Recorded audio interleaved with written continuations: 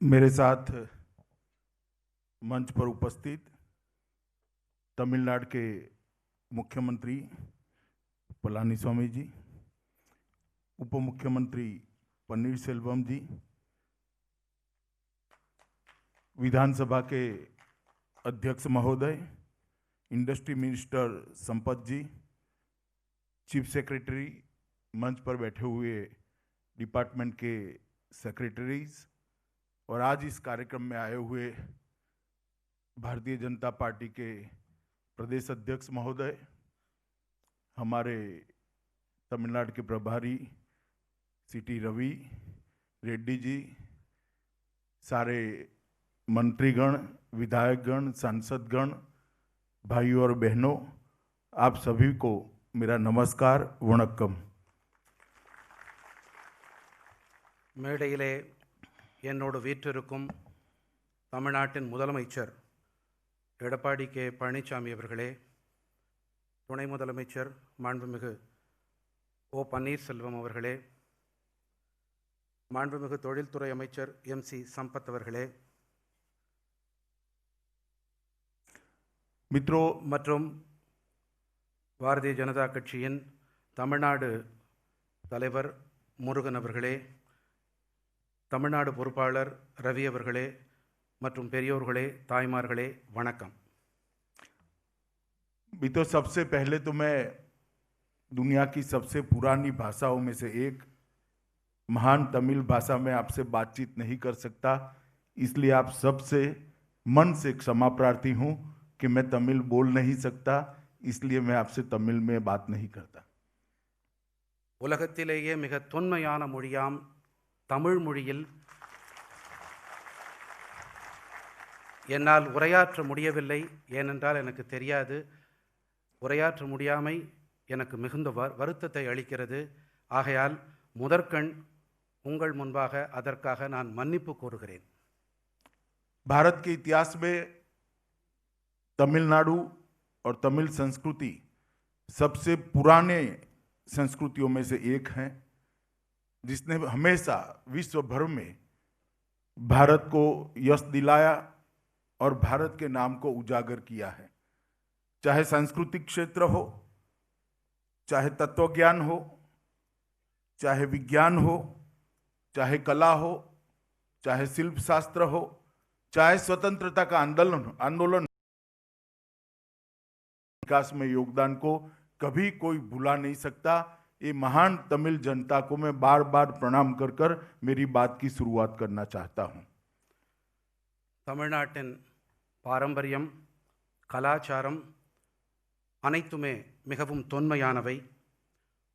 உலக கலாச்சாரத்திற்கும் உலக விழுமியங்களுக்கும் தமிழ்நாட்டின் கலாச்சாரம், தத்துவங்கள், அறிவியல், கலை, சுதந்திர போராட்டத்திற்கும் தமிழர்களின் பங்களிப்பு மிக மகத்தானது। இதை யாராலும் மறக்க முடியாது, அதற்கு நான் தலை வணங்குகிறேன்। मित्रों, आज यहाँ आकर तमिलनाडु के अनेक विध डेवलपमेंटल प्रोजेक्ट का भूमि पूजन और लोकार्पण का कार्यक्रम मुख्यमंत्री और उप मुख्यमंत्री के साथ में हुआ है। महान एमजीआर और लोकनेत्री जयललिता जी के नेतृत्व में तमिलनाडु ने जिस तरह से विकास किया था, मुझे भरोसा है कि पलानीस्वामी जी के नेतृत्व में तमिलनाडु इसी रास्ते पर आगे बढ़कर देश का सबसे अच्छा राज्य बन सकता है।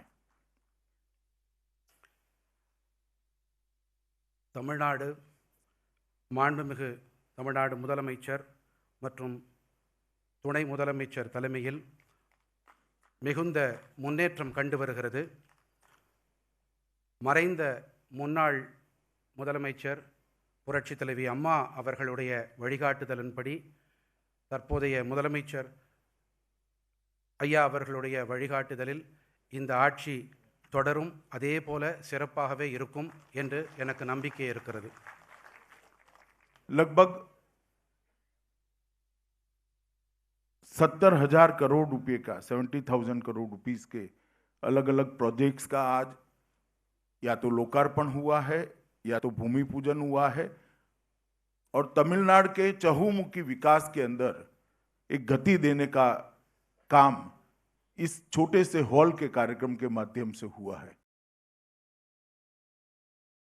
1000 கோடி ரூபாய்களுக்கான அடிக்கல் நாட்டு விழா அல்லது திட்டங்கள் நிறைவு விழா இன்று நடைபெற்றிருக்கிறது.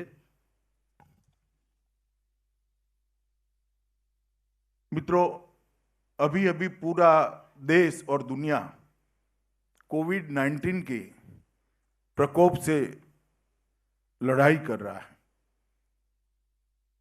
पूरे देश ने नरेंद्र मोदी जी के नेतृत्व में सफलतापूर्वक ये महामारी का सामना किया है और आंकड़ों को देखें तो पूरी दुनिया में भारत विकसित देशों से भी बहुत अच्छे तरीके से कोविड-19 का सामना कर पाया है। इसका मुख्य कारण है दुनिया भर के अंदर कोविड-19 के खिलाफ सरकारें लड़ती थी, सरकारी मशीनरी लड़ती थी। यहां पर केंद्र सरकार लड़ती थी, राज्य सरकार लड़ती थी और सबसे बड़ी बात 130 करोड़ की जनता मोदी जी के नेतृत्व में कोविड-19 के साथ सामने एकजुट होकर लड़ती थी। मोदी जी के करिश्माई नेतृत्व ने कोविड-19 के खिलाफ लड़ाई को एक नए आयाम दिए और परिणाम लक्षी लड़ाई लड़कर आज हम बहुत अच्छी स्थिति में है। இன்று உலகம் முழுவதும் கோவிட்-19 என்ற பெருந்தொற்றோடு பெரும் போரை நிகழ்த்தி கொண்டு வருகின்றது. இந்திய நாடானது பிரதம மந்திரி மோடி அவர்களின் தலைமையின் கீழ் மிகுந்த வெற்றிகரமாக, அதுவும் வளர்ந்த நாடுகளுக்கு இணையாக அவர்களை விடவும் சிறப்பாக மோடி அவர்களின் தலைமையின் கீழ் நாம் செயல்பட்டு கொண்டிருக்கிறோம். உலக அரசுகள் போராடி கொண்டிருக்கின்றன. இந்தியாவில் இந்திய அரசு, மாநில அரசுகள் மட்டும் போராடவில்லை. 130 கோடி நாட்டு மக்களும் அரசுகளோடு இணைந்து போராடி கொண்டிருக்கிறார்கள் மோடி அவர்களின் பிரகாசமான அற்புதமான தலைமையின் கீழ். और मैं आज तमिलनाडु सरकार और उसके मुख्यमंत्री पलानीस्वामी और ओ पनीरसेल्वम उप मुख्यमंत्री को हृदय से बधाई देना चाहता हूं कि तमिलनाडु उन स्टेटों में से है जहां सबसे अच्छी कोविड के खिलाफ लड़ाई सरकारों ने लड़ी है. தமிழ்நாட்டின் முதலமைச்சர், துணை முதலமைச்சர் இருவருக்கும் என் மனமார்ந்த பாராட்டுக்களை தெரிவித்துக் கொள்கிறேன். அவர்கள் இந்த கோவிட்-19 பெருந்தொற்றுக்கு எதிராக மிகுந்த வெற்றிகரமான ஒரு போராட்டத்தை நிகழ்த்தி கொண்டிருக்கின்றார்கள். पूरे देश भर में सबसे ज्यादा रिकवरी रेशियो 97% कोई एक राज्य में है तो अपने तमिलनाडु राज्य के अंदर उसकी प्राप्ति हुई है. நாடு முழுவதிலும் இருக்கும் மீட்சி வீதம், ரெக்கவரி ரேட்டை விட தமிழ்நாட்டின் மீட்சி வீதமான ரெக்கவரி ரேட் மிகவும் சிறப்பானதாக இருக்கிறது. இது பாராட்டுக்குரியது. मैं भी जब सभी मुख्यमंत्रियों से बातचीत होती थी, मोदी जी के साथ उपस्थित होता था, मेरे डिपार्टमेंट का ही नोडल एजेंसी का काम था. जितने दिशा निर्देश भारत सरकार ने दिए सभी का अक्षरशः साइंटिफिक पालन तमिलनाडु सरकार ने फुल स्टॉप कॉमा के साथ किया है. என்னுடைய துறையானது அனைத்துக்கும் ஒருங்கிணைக்கக்கூடிய நோடல் ஏஜென்சியாக செயல்பட்டு கொண்டிருக்கிறது. குறிப்பாக இந்த கோவிட்-19 பெருந்தொற்று விஷயத்தில் பல மாநில முதல்வர்கள், அவர்களுடைய அதிகாரிகள் இவர்களோடு பேசும் பொழுது தமிழ்நாட்டைச் சேர்ந்த பிரதிநிதிகள் அறிவியல் பூர்வமாக மிகச் சிறப்பாக தரவுகளை அளிப்பதோடு மட்டுமல்லாமல் அவர்கள் அதை கையாண்டும் வருகிறார்கள். பாராட்டுக்குரியது. और देश भर में कोविड महामारी के समय में सगर्भा माताओं, प्रेग्नेंट वुमेन का ख्याल और नवजात शिशु, नए जन्मे हुए बच्चों का ख्याल जितना तमिलनाडु सरकार ने बारीकी से रखा है, कोई और सरकार इतना नहीं कर पाई.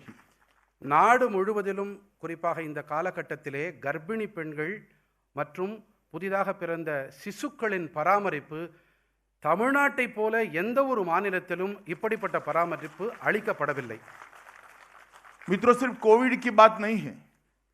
मोदी जी के आने के बाद विगत 6 साल से अंदर देश के अंदर एक स्वस्थ स्पर्धा की शुरुआत की है। सुशासन के लिए, गुड गवर्नेंस के लिए हमारे सभी राज्यों के अंदर एक स्पर्धा होती है और हर साल भारत सरकार एक टेबल डिक्लेयर करती है कि सुशासन के अंदर तालिका में सबसे ऊपर राज्य कौन सा है। मुझे कहते हुए आनंद है कि इस साल जारी की गई तालिका के अंदर सुशासन में, गुड गवर्नेंस में तमिलनाडु का पहला नंबर दिया गया है।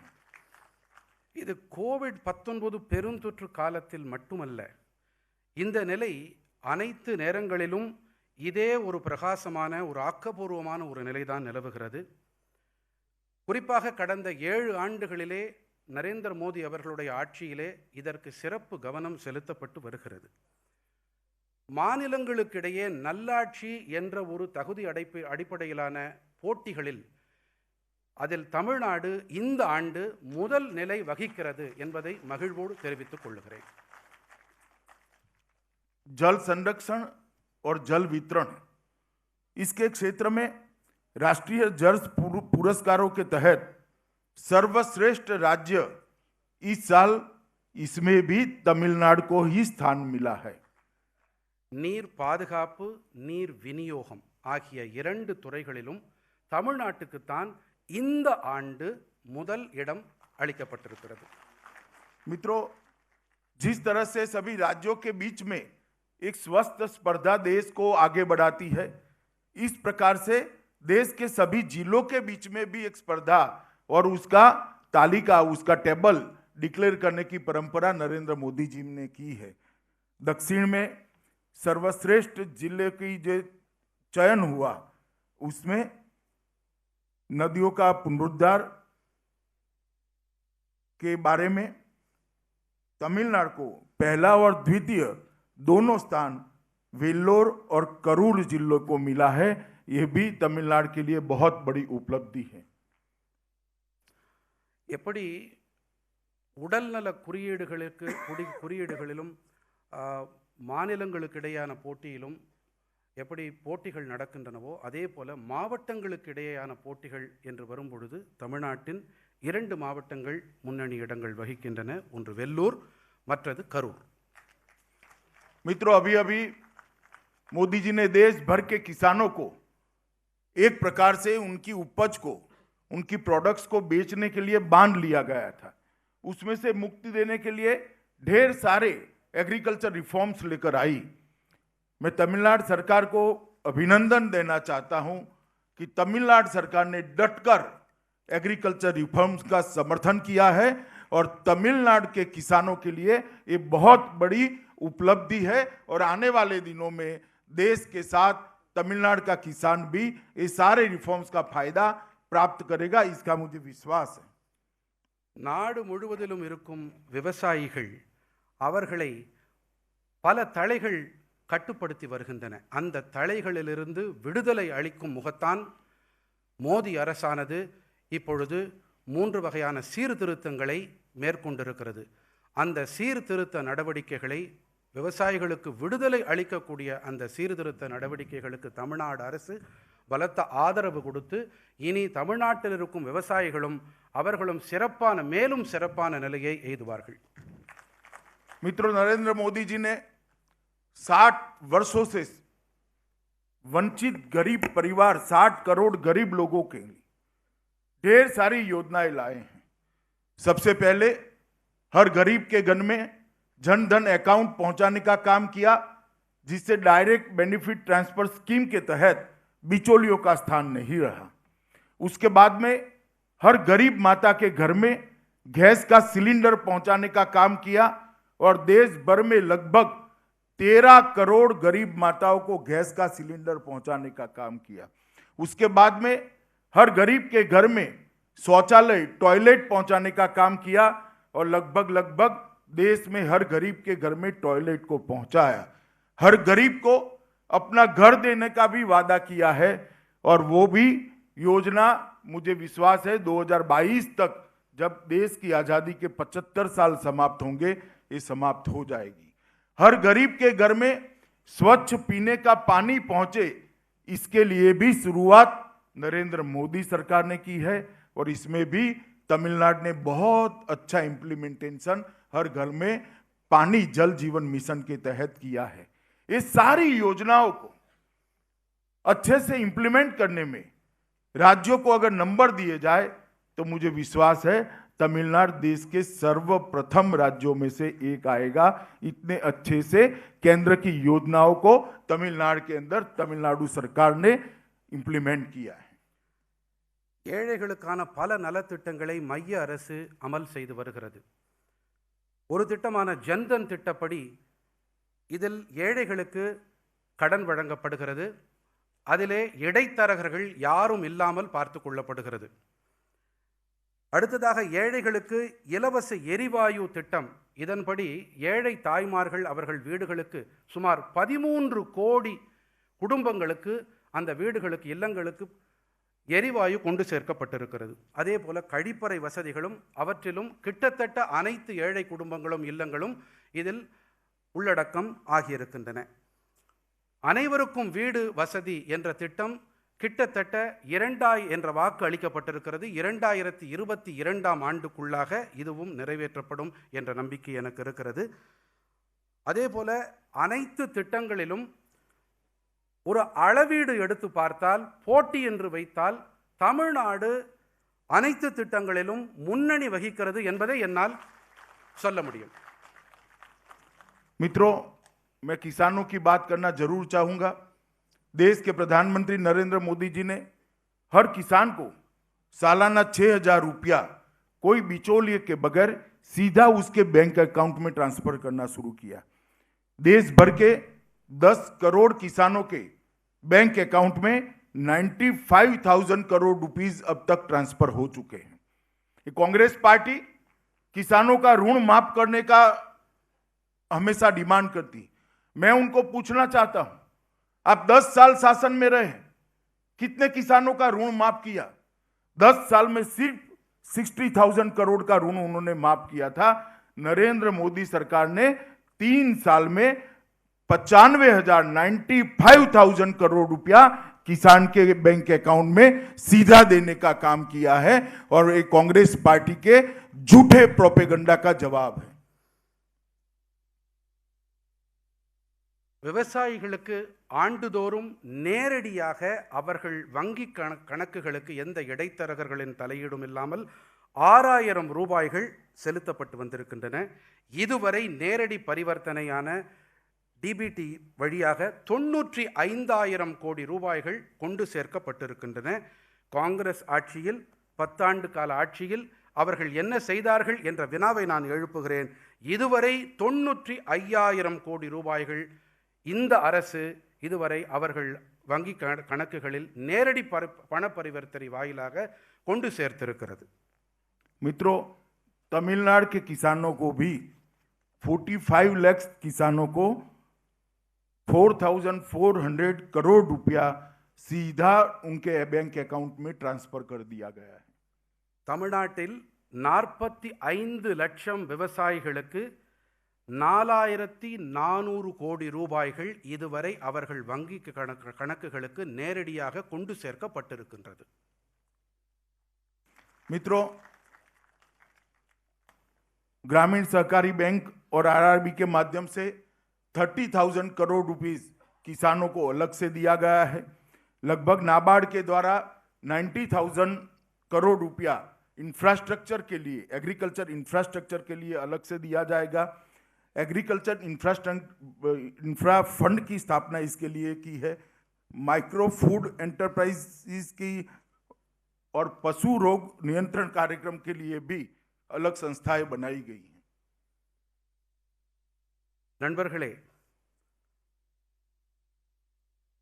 விவசாயிகளுக்கு 30,000 கோடி ரூபாய் கட்டமைப்புக்காக நாபார்டு மூலமாகவும் ஊரக வங்கிகள் வாயிலாகவும் அளிக்கப்பட்டிருக்கின்றன.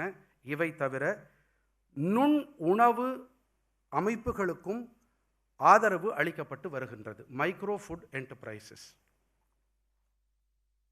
मित्रों, ब्रू रेवोल्यूशन की भी मैं जरूर बात करना चाहूंगा. क्योंकि बहुत बड़ा पोटेंशियल तमिलनाडु राज्य के लिए यहाँ पर पड़ा हुआ है। भारत सरकार ने अलग मत्स्य पालन विभाग शुरू किया है और उसके तहत 20,000 करोड़ की लागत से एक ब्लू रेवोल्यूशन फंड की स्थापना की है। तमिलनाडु देश में मछली उत्पादन में चौथे नंबर पर है और लगभग 4,341 करोड़ रुपए का एक्सपोर्ट भी होता है और 88,000 मैट्रिक टन मछली का उत्पादन होता है। अगर ब्लू रेवोल्यूशन फंड का ढंग से उपयोग तमिलनाडु सरकार करती है तो मुझे भरोसा है कि ब्लू रेवोल्यूशन में भी तमिलनाडु देश का नंबर 1 राज्य बन सकता है।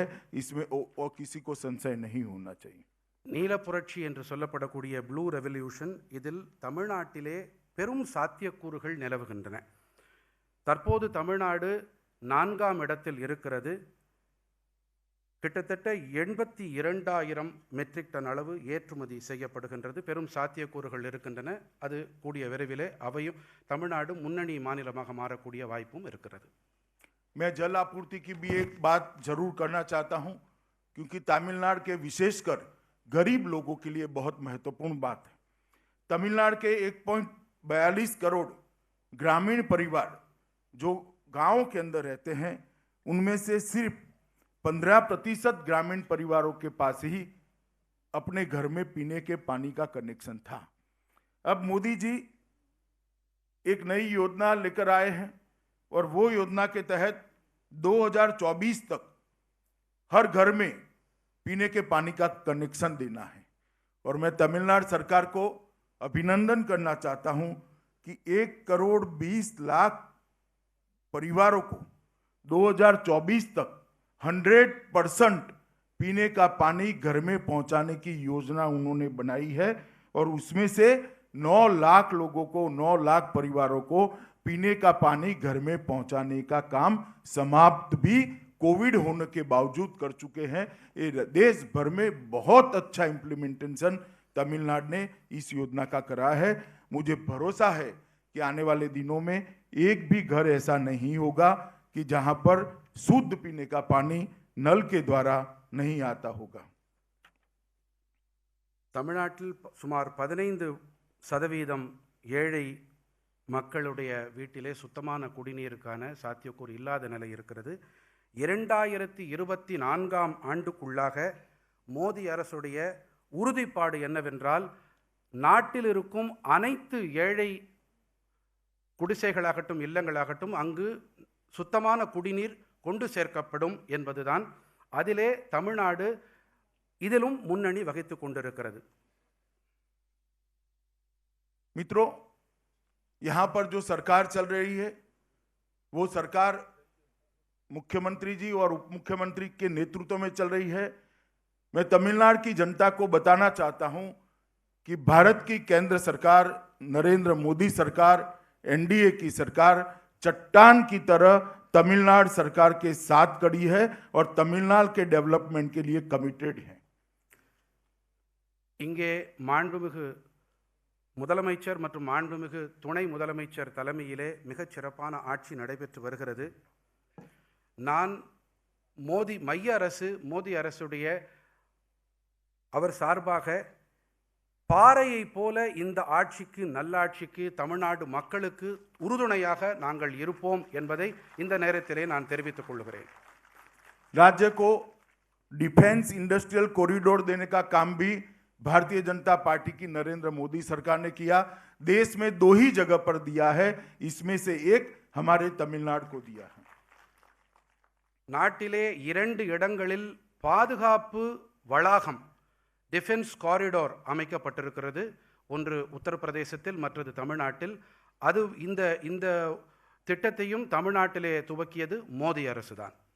सागरमाला के तहत 2.25 लाख करोड़ रुपया का इन्वेस्टमेंट, जिसमें से 32,000 करोड़ रुपया पूरे पोर्ट के आधुनिकीकरण के लिए और 57,000 करोड़ रुपया रोड्स के लिए, 1,35,000 करोड़ रुपया बंदरगाह केंद्रित इंडस्ट्रियल डेवलपमेंट के लिए, टोटल 2.25 लाख करोड़ रुपया सागरमाला के तहत भारत सरकार ने तमिलनाडु के लिए दिया है।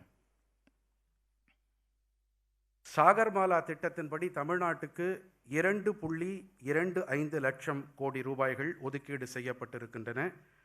இதில் துறைமுக கட்டமைப்புக்காக 1,35,00,000 லட்சம் ரூபாயும், சாலைகளுக்காக 57,000 கோடி ரூபாய்களும் அளிக்கப்பட்டிருக்கின்றன. मित्रों, मदुरई के अंदर 1264 करोड़ की इन्वेस्टमेंट से एम्स का शिलान्यास प्राइम मिनिस्टर ने कर दिया है।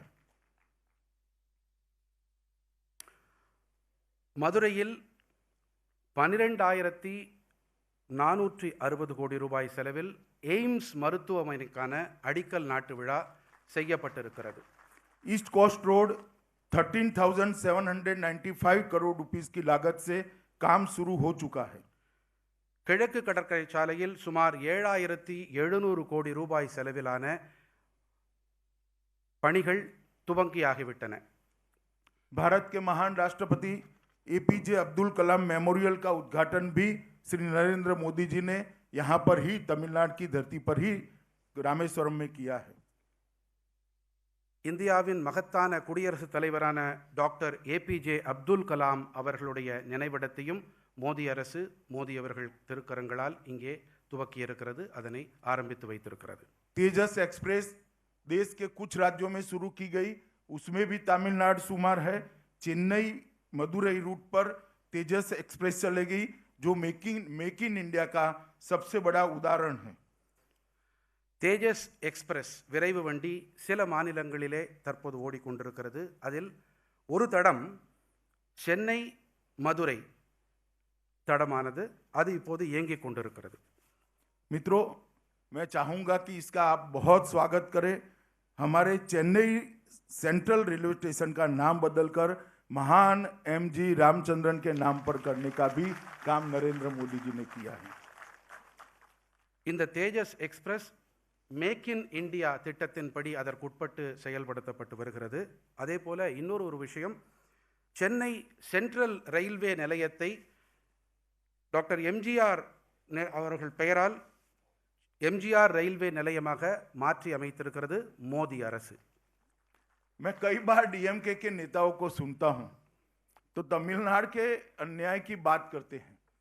मैं आज यहां पर आया हूं तब कांग्रेस पार्टी और डीएमके नेताओं को पूछना चाहता हूं कि 10 साल आपकी केंद्र में सरकार थी और 10 साल तक आपने तमिलनाडु को क्या क्या दिया, इसका हिसाब किताब लेकर चेन्नई के किसी भी चौराहे पर आप खड़े हो जाइए, हम जवाब देने के लिए आपको तैयार है कि हमने ज्यादा मदद करी है तमिलनाडु को या केंद्र सरकार आपकी थी तब हुई।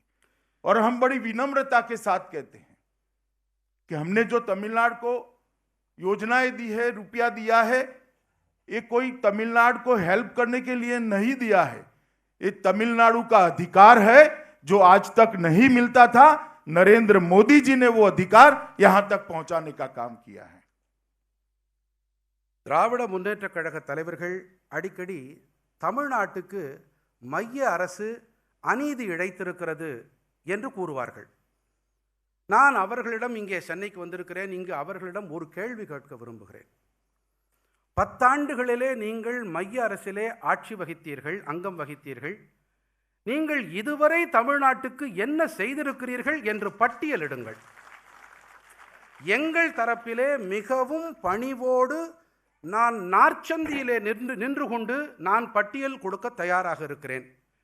நீங்கள் அதற்கு பதில் கொடுக்க தயாரா? मित्रों, मैं एक ही आंकड़ा देना चाहता हूं। जब केंद्र में अंतिम बार बजट पेश किया डॉक्टर मनमोहन सिंह की सरकार ने 2013-14 में 13-14 के बजट में तमिलनाडु के लिए 16,155 करोड़ रुपीस का प्रोविजन किया था। और हमने जो बजट अभी अंतिम दिया उसमें 16,000 से बढ़ाकर 16,000 से इंक्रीज कर 32,850 करोड़ रुपया तमिलनाडु के लिए दिया है और योजनाओं का पैसा अलग से है।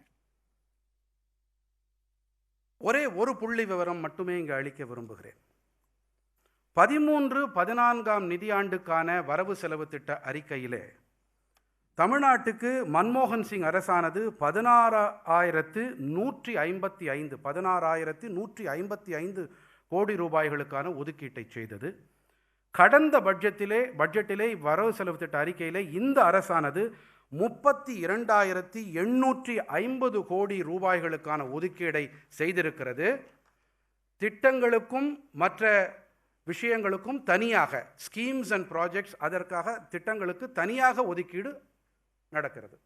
मित्रों, प्रधानमंत्री गरीब कल्याण योजना के तहत तमिलनाडु के लोगों को कोविड-19 के कालखंड के अंदर 4,300 करोड़ रुपीस सीधा उनके बैंक अकाउंट में सहायता के रूप में भारत सरकार ने प्रधानमंत्री मोदी जी ने भेजा है.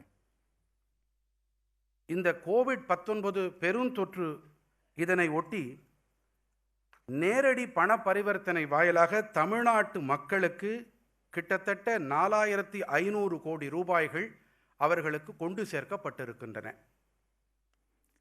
मित्रों, लगभग 108 करोड़ किलो खाद्यान्न तमिलनाडु के गरीबों को विगत 4 महीने के अंदर प्रधानमंत्री जी की ओर से भेजा गया है.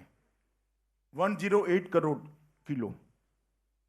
108 கோடி கிலோ அளவிலான உணவு தானியங்கள் கடந்த 4 மாதங்களிலே தமிழ்நாட்டு மக்களுக்கு மோடி அரசால் கொண்டு சேர்க்கப்பட்டிருக்கின்றது. लगभग 3.33 करोड़ लाभार्थियों को 3.33 करोड़ किलोग्राम दाल का वितरण किया गया है. 3.36 கோடி அளவிலான பருப்பு வகைகள் இதே காலகட்டத்திலே விநியோகம் செய்யப்பட்டிருக்கின்றன ஏழை மக்களுக்கு. मित्रों, तमिलनाडु के अंदर 1.83 करोड़ महिला जनधन अकाउंट होल्डर को लगभग 917 करोड़ 917 करोड़ अप्रोक्सीमेटली 1,000 करोड़ रुपया सीधा इनके बैंक अकाउंट के अंदर ट्रांसफर करने का काम नरेंद्र मोदी सरकार ने किया है. தமிழ்நாட்டிலே 1.83 கோடி பெண் ஜன்தன் கணக்கு வைத்திருப்பவர்களுக்கு 917 கோடி ரூபாய்கள், சுமார் 1000 கோடி ரூபாய்கள் வரையிலான நேரடி பண பரிவர்த்தனை நடைபெற்றிருக்கிறது. मित्रों, उज्ज्वला योजना के तहत लगभग 52.76 लाख फ्री गैस सिलेंडर गरीब महिलाओं को देने का काम नरेंद्र मोदी सरकार ने किया है. உஜ்வலா திட்டத்தின்படி 52.76 லட்சம் ஏழை தாய்மார்களின் வீடுகளுக்கு இலவச எரிவாயு சிலிண்டர் கொண்டு சேர்க்கப்பட்டிருக்கின்றது. मित्रों, ढेर सारी सूची है. मैं चाहूंगा कि मुख्यमंत्री जी कोई और कार्यक्रम में आप लोगों के सामने रखेंगे. मैं इस सब चीजें बता नहीं सकता, परंतु मैं इतना ही बताना आया हूं कि चाहे कोई भी कुदरती आपदा हो, चाहे इंडस्ट्रियल डेवलपमेंट करना हो, इंफ्रास्ट्रक्चर डेवलपमेंट करना हो, या तमिलनाडु के गरीबों को आगे ले जाना हो, नरेंद्र मोदी सरकार, एनडीए सरकार, पलानीस्वामी सरकार के साथ मजबूती के साथ खड़ी है और हर मौके पर तमिलनाडु के भाइयों के साथ कंधे से कंधा मिलाकर आगे बढ़ने को तैयार है. தமிழ்நாட்டின் தொழில்துறை வளர்ச்சியாகட்டும், கட்டமைப்பு உள்கட்டமைப்பு மேம்பாடாகட்டும், ஏழைகள் நலனாகட்டும்,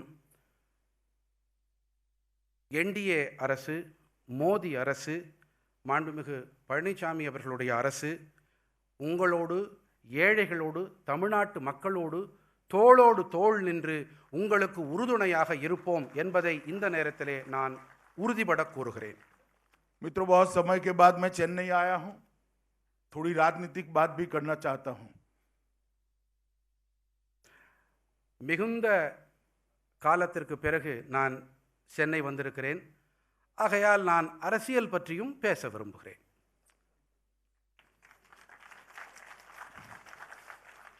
नरेंद्र मोदी जी के राष्ट्रीय राजनीति में आने के बाद देश भर में भ्रष्टाचार, परिवारवाद और जातिवाद, ये तीनों को समाप्त करने की एक लड़ाई लड़ी है नरेंद्र मोदी जी ने।